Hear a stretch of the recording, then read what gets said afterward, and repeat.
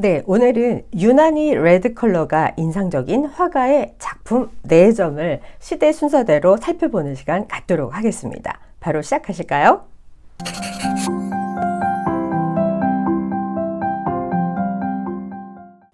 네, 첫 번째 작품은 르네상스 시대의 3대 거장 중에 한 사람이죠. 라파엘로의 작품인데요. 제목은 토마소 인기라미의 초상화입니다. 한번 살펴보실까요? 네, 그림을 보시면 생각에 잠긴 인기라미는 우측 상단을 바라보고 있습니다. 라파엘로는 그의 오른쪽 눈이 사시인 것을 최대한 티 안 나게 표현하기 위해 이 각도를 선택했을 수도 있습니다. 인기라미는 펜을 손에 들고 책상에 앉아서 빨간색 가죽으로 묶인 책의 텍스트를 콰이어라는 종이 묶음에 필사를 하고 있어요. 인쇄기가 출현한 이후에도 이 교황 사서로 일을 했던 인기라미와 같은 학자들은 부유한 후원자들을 위해 희귀한 텍스트 같은 것들을 직접 손으로 써서 출판하는 일을 했다고 합니다. 빨간색 모자와 로브는 주인공인 인기라미가 교황 대성당의 책임자 중 한 사람이라는 것을 알게 해줍니다. 실제로 인기라미는 1509년에 성 베드로 성당의 주요 인사로 임명이 되었다고 하네요. 이 초상화는 아마도 그의 승진을 기념하기 위한 것이겠죠. 이 작품이 레드 컬러를 눈에 띄게 사용한 것 외에도 라파엘로가 그림의 구도를 위해서 심사숙고했다고 해요. 그것은 살짝 이 신체가 비틀어져 앉아있는 모습을 표현함으로써 움직임의 개념을 보여준 첫 번째 초상화라는 점입니다. 그럼 두 번째 작품 보실까요? 네. 여러분이 다 아시는 앙리 마티스의 레드 스튜디오라는 제목의 그림입니다. 마티스는 이전에 누구도 사용하지 않았던 독특한 색채의 세계로 그림을 그렸고 그때는 야수파라고 불렀었죠. 후대의 젊은 예술가들에게 정말 많은 영향을 미쳤어요. 마티스는 자신의 그 스튜디오를 현실 그대로가 아닌 자신에게 의미가 있는 방식으로 그렸습니다. 지금 그림 보시면요. 캔버스 전체를 뒤덮은 빨간색 사용도 의미심장하고요. 원근법과 전혀 무관한 평면적인 시점 그리고 공간에 대한 이해를 감상자에게 뭔가 새롭게 인지시켜주는 작품으로 상당히 의미가 있어요. 자, 이 레드 스튜디오가 완전히 또 평면적인 그림이냐? 또 그것은 아닙니다. 요소들의 배열로 인해서 지금 방에는 깊이감이 지금 있어요. 예를 들면 지금 왼쪽 보실까요? 제가 1번으로 표시해 보겠습니다. 왼쪽에는 바닥과 벽이 만나는 선이 있죠. 자, 그 다음은요. 가구는 윤곽선으로 축소될 수도 있지만 테이블 가장자리의 의자 3번 보실까요? 마찬가지로 떨어질수록 각도가 유지되는 것을 봅니다. 2번 한번 또 보세요. 바닥과 측면 사이처럼 옆과 뒤, 벽이 분리되지 않았음에도 불구하고 뒷면의 그림은 명확하게 벽 4번에 기대어 있다는 거 지금 여러분이 확인하실 수 있습니다. 이렇게 그림의 각 요소는 원근감을 경험한다고 할 수도 있지만 마치 작가가 그것만 보고 있는 것처럼 표현이 됩니다. 의자는 2개의 소실점으로 지금 보고 있고요. 테이블은 1개의 소실점, 창문의 소실점도 움푹 들어가 있죠. 그것들은 이렇게 쭉 병치되어 있으면서 거의 서로 다른 그런 느낌으로 마치 콜라주 작품을 보는 것만 같아요. 네, 이 작품으로 그린 레드 스튜디오는 사실 빨간색이 아니었다고 합니다. 실제로는 청회색이었고 멀리서 봤을 때는 거의 화이트 톤에 가까운 색이었다고 하네요. 하지만 마티스가 왜 자신의 스튜디오를 이렇게 강렬한 빨간색으로 작업실을 변화시켰는지 거기에 대해서는 아직까지도 논쟁의 여지가 많다고 합니다. 네, 그러면 이제 1941년으로 넘어가 볼까요? 네, 꽃을 그린 화가로 아주 유명한 조지아 오키프의 그림인데요.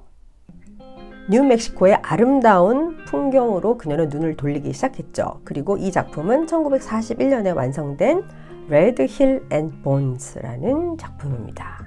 그녀의 그림을 보면 본질을 포착하는데 얼마나 전념했는가를 우리가 느낄 수가 있는데요. 유명한 이 오키프의 작품에서는 아주 다양한 빨간색 톤을 우리가 만날 수 있습니다. 화가는 이렇게 여러 톤의 빨강을 사용해서 미국 남서부 풍경의 붉은 언덕을 묘사한 것이죠. 1939년에 오키프는 이 뼈를 보면서 움직이는 동물보다도 이상하게 더 살아있다라고 느꼈고 그렇게 얘기를 했다고 합니다. 그리고 나서 2년 뒤에 그러한 생각과 감각들을 바로 이 그림으로 표현해낸 것이죠. 그림의 앞부분을 보시면요, 이 조자 오키프가 살고 있었던 그 집, 유령 목장이라고 불렸던 그 근처 지역에 매우 건조했던 그런 기후, 그리고 자연 그 자체를 연상시키는 굉장히 하얀 뼈들로 가득 차 있죠. 대부분의 사람들이 황무지라고 여겼던 바로 사막 풍경에서 작가가 본 아름다움을 표현한 조지아 오키프의 대표작이기도 합니다. 자, 이제 최근의 작품으로 우리 가볼까요? 레드 레닌이라는 작품인데요. 여러분 다 아시는 앤디 와홀의 작품입니다. 이것은 판화의 기법으로 그려진 그림이죠. 여러분, 레닌이 누군지 다 아시죠? 사회주의 국가인 소련을 건설한 사람이죠. 지금은 우리가 더 이상은 소련이라 부르지 않고 러시아라고 부르고 있죠. 20세기의 가장 중요한 어떤 정치적 인물 중에 한 사람이죠. 앤디 와홀은 이 사람 외에도 여러 사람들의 얼굴을 실크 스크린 또는 여러 가지 컬러를 다르게 해서 시리즈물로 많이 묘사를 했었죠. 사실 이 레닌의 그림은 블랙 버전도 하나 더 있습니다. 그런데 이 레드 레닌을 보면은요, 공산주의의 그 전형적인 빨간색 배경에 노란색 초상화가 되어 있죠. 빨간색에 완전히 푹 젖어버린 이 초상화, 마치 우리가 빨려 들어갈 것만 같은 그런 느낌을 주면서 레닌을 혁명적 인물로 만들었죠. 붉은색을 사용해서 캔버스 전체를 위에서 아래로 가득 채웠고요. 레닌의 흉상은 그림 중앙에서 툭 튀어나올 것처럼 보입니다. 이렇게 지금 묘사된 느낌은 우리가 왜 필름 카메라로 사진을 찍고 인화하는 과정에서 우리는 그런 네거티브 현상이라고 하잖아요. 그래서 지금 이 그림은 굉장히 네거티브 공간으로 표현이 되어 있는데요.